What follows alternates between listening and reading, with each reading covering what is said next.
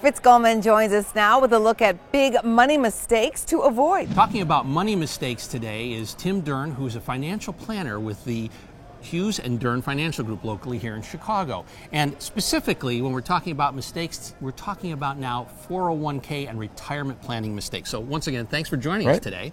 And why do people, though, it's there, it's money on the table. Why aren't people taking full advantage of those 401k matches? Right. Well, usually it's a matter of they want more in their paycheck. So if they got to contribute more to their 401k, they're going to get less out of their paycheck.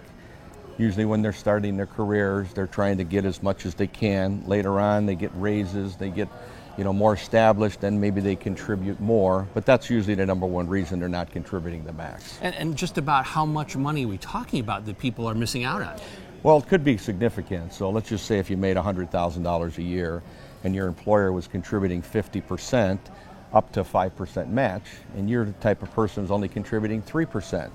If you did that over 30 years, you're missing out on about $300,000 in your retirement. So it's significant. This is definitely significant. And that's free money. Free money, it's right. An employee match. Right. Now, let's say, for example, I was that young kid who just out of college, like you said, not thinking about retirement. I don't want to bother with that 401k. That's for my parents. Right. And then 40 years rolls around, and I'm looking like, well, maybe got a family, and it's a savings. I've read about it. How do I catch up? There are some provisions that the employers will allow, and the law allows that you can actually contribute extra money if you're over 50.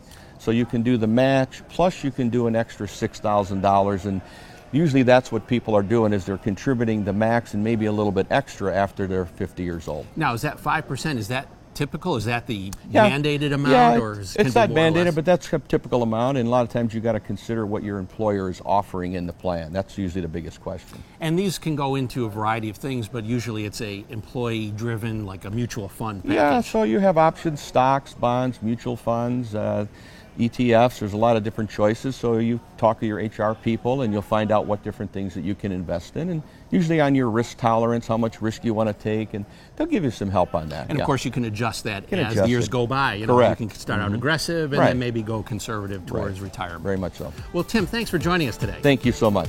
Check out businessfirstam.com to find out where to see our entire show. And don't forget to like, follow, and share Business First AM.